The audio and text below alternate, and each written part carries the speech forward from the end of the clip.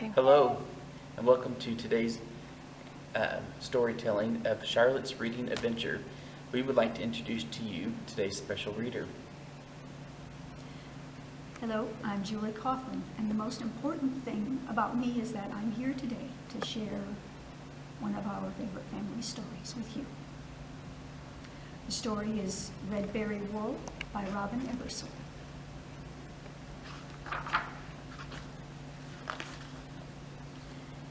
In a meadow on a mountain near the town, a boy watched over a flock of sheep.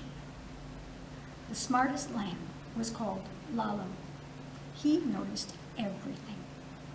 One day, he noticed something different about the boy.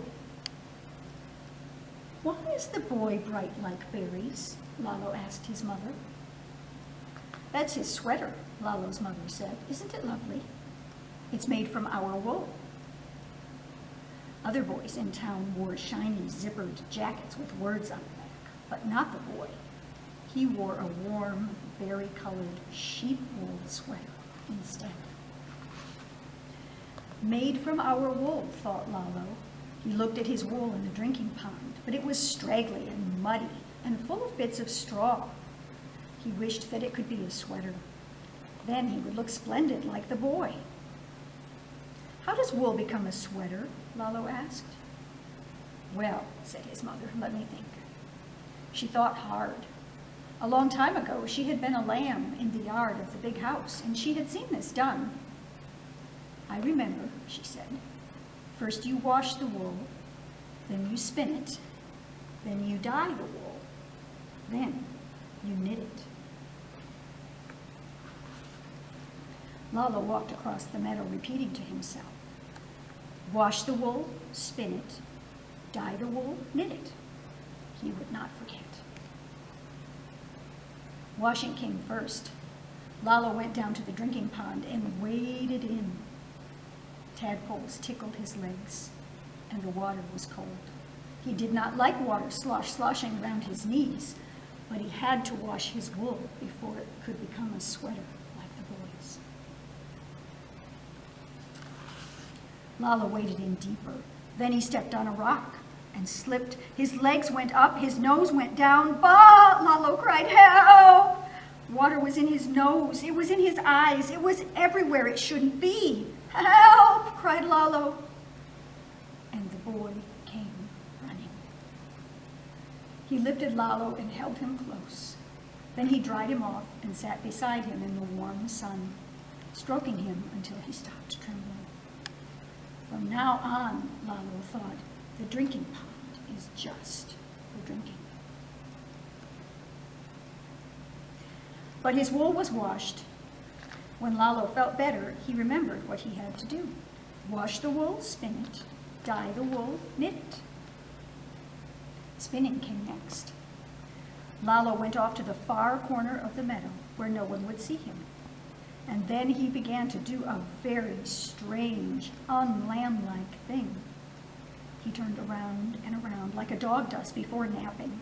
He turned faster and faster until the meadow was a blur and he was spinning. He didn't like spinning. It made him dizzy. But he had to spin his wool so it could become a sweater like the boys. Lalo spun and spun out to the end of the meadow where the ground dipped down and the rocks cropped up. Lalo spun all the way over the slope and down, hooves over ears to a low place and a thorn bush. "Ouch! Bah!" cried Lalo. "Help!" He had a bump on his head and thorns in his tail, and he didn't know where he was. "Help!" Lalo cried. And the boy came running. The boy slid down the slope, scraping his hands on the rocks.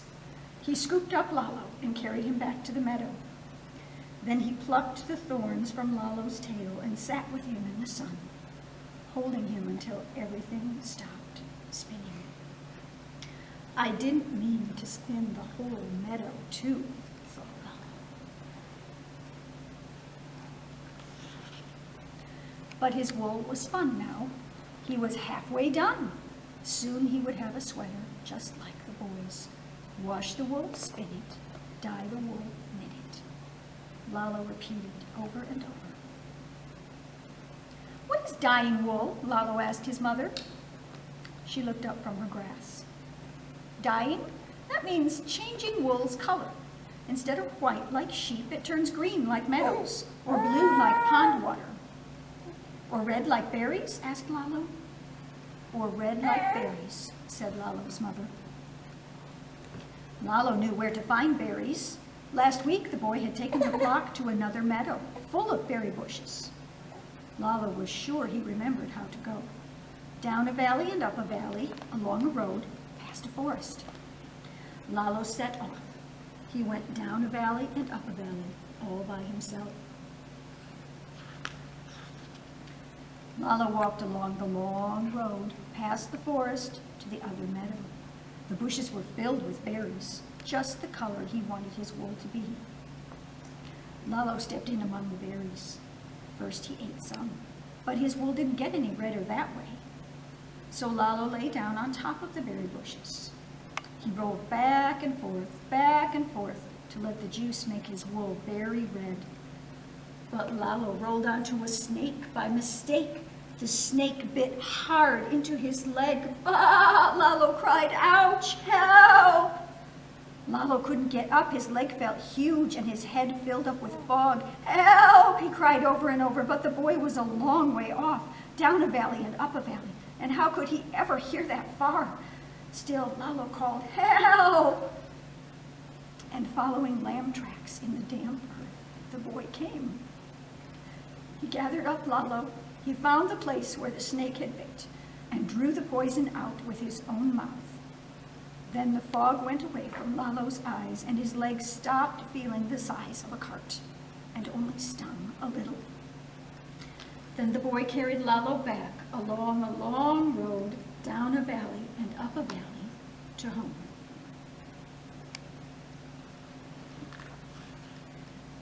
Lalo had washed and spun and dyed his wool. He couldn't wait to see it new and beautiful and very red. But when Lalo looked into the drinking pond, his wool was even uglier and more straggly than before. It was full of burrs. It wasn't very red either. It just had brownish splotches where the berries had stained it. I must have done everything wrong, thought Lalo. He sat down beside the drinking pond, miserable. I will never look splendid like the boy.